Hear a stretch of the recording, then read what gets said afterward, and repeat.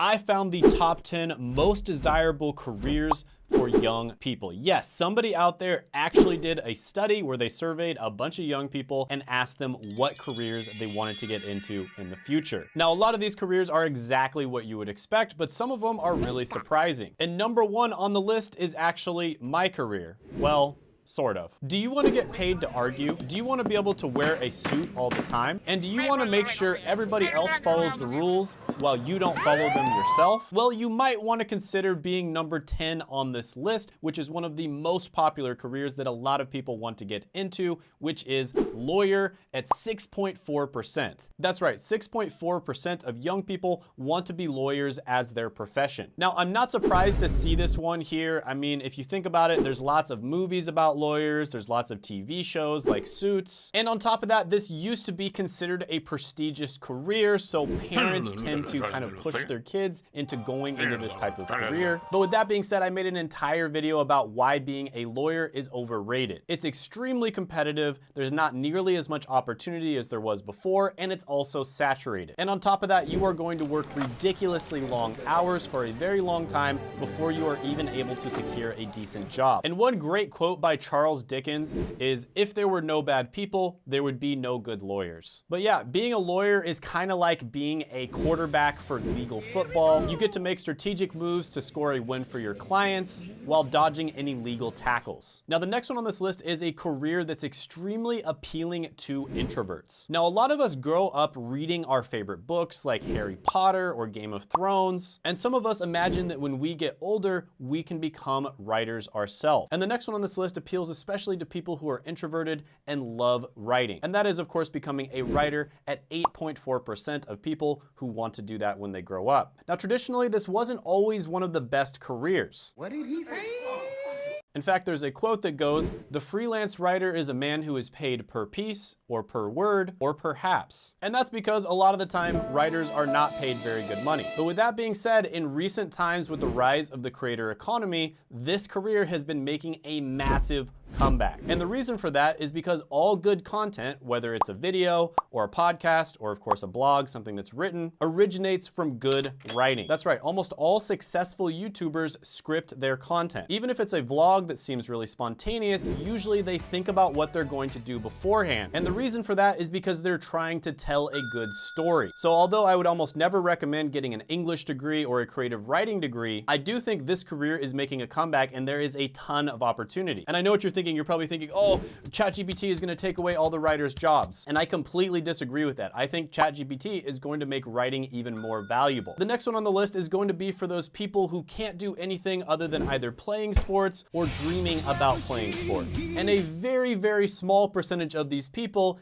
get to play sports professionally. But a much bigger percentage of people can make a living by teaching others how to play sports, aka athletes and coaches. And about 11.9% of people dream of becoming either an athlete or a teacher. So this is another one of those where unless you're in the top 99.99th percentile, you're probably not going to be paid to be a professional athlete. But with that being said, if you really love baseball, for instance, there's a good chance you could get a job that is baseball related. And another thing you could do is you could start making content about baseball. So there are a lot of opportunities out there for you to make money following your passion, doing what you love. But a lot of the time you are gonna have to think outside of the box. Now, I personally have a massive amount of respect for athletes. I'm also a huge fan of just about all sports out there. My two favorite sports are probably MMA and boxing, and I have a ridiculous amount of respect for anybody who does that stuff professionally. They're basically like the modern day gladiators. And there's a great quote, "An athlete cannot run with money in his pockets, he must run with hope in his heart and dreams in his head," right? You kind of have to be a little bit crazy, in my opinion, to do boxing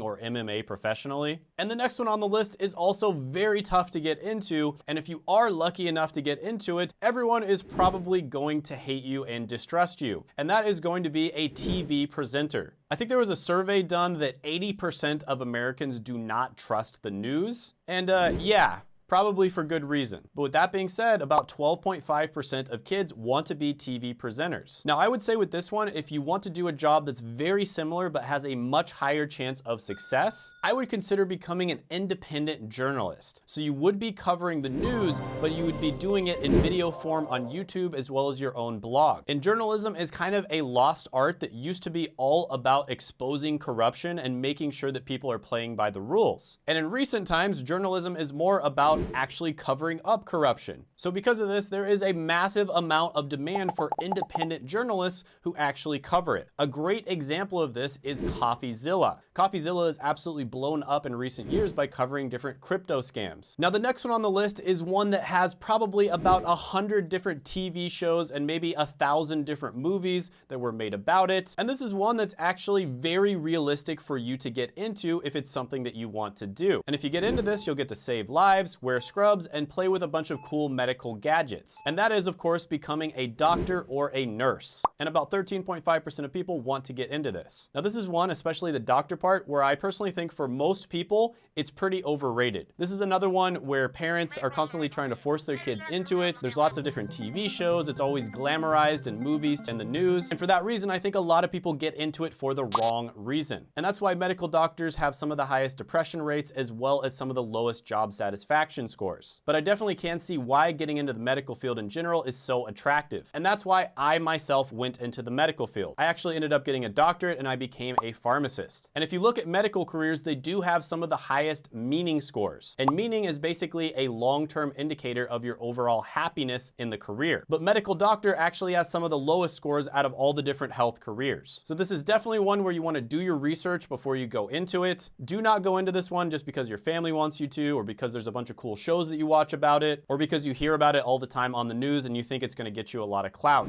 Now, the next one on the list is one of my absolute favorite subjects. There was a short period of my life where this is what I wanted to do as well. And this is also one that until recently, it was incredibly difficult to get into, and that is becoming a filmmaker. About 13.5% of young people want to get into this. Now, Hollywood is notorious for being known to be incredibly difficult to break into. And one of the main reasons for that is because there's a bunch of gatekeepers. And a lot of these gatekeepers were people like Harvey Weinstein. And there are countless examples of extremely talented writers, directors, etc., that never made it in Hollywood. Now, recently, because of the rise of the creator economy and the internet, there's been a lot more opportunity in filmmaking. And there have been many talented people who have found success in indie films or on Netflix or by just starting to create videos and then put them up on YouTube. A great example of this is Jordan Peele, who started his career out by making comedy sketches and then uploading them to YouTube on his channel, Key and Peele. He then leveraged that to become a Hollywood director and made some great films like Us, Get Out, and Nope. So it's definitely getting better, but there's still a ton of gatekeeping. And I think I speak for most normal human beings out there when I say that we're really tired of all the woke propaganda and virtue signaling that we're constantly seeing in Hollywood. But with that being said, the Hollywood monopoly is breaking and there's a lot of great alternatives that are popping up. So I think the smartest way to get into this would be by starting to create content online and building a personal brand. Now, the next one on the list is in the same industry and a lot of the same thing goes for it, but you're gonna be the star of the show, right? You're gonna be the person that the camera is on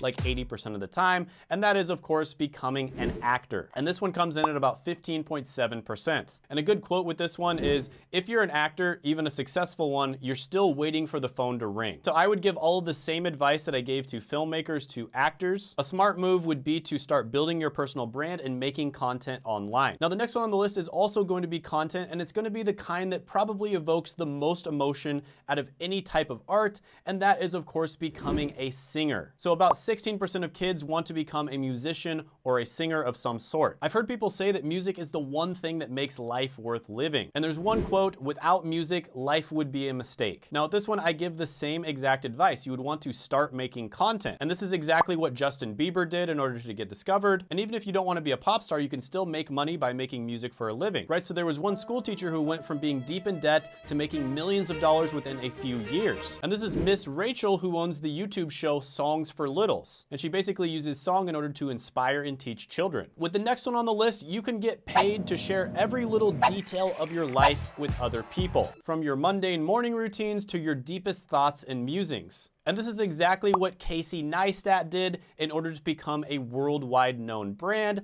and that is, of course, blogging or vlogging. And this one is at 18.1%. Now, blogging is where you would share your thoughts with the written word, so you'd either have a blog or a newsletter. And then vlogging is where you take people through your day-to-day life, but you do it with video. And this is kind of like planting a seed of creativity that grows into a tree of expression. And the next one on the list is very similar, but it comes in at 34.1% of people wanting to get into it. And this is, of course, what I am doing, but I do have a little bit of a problem with calling this a job, and that is, of course, being a YouTuber. So being a YouTuber is kind of half job and half entrepreneurship, because technically you are getting paid by YouTube to do this in the form of AdSense, but there's also a lot of stuff you can do on the side to make money in other ways. But over 34% of young people want to be YouTubers when they grow up. And I'm gonna be honest with you, it's a lot of hard work and dedication. But with that being said, this is a very realistic goal. It's much more realistic, for instance,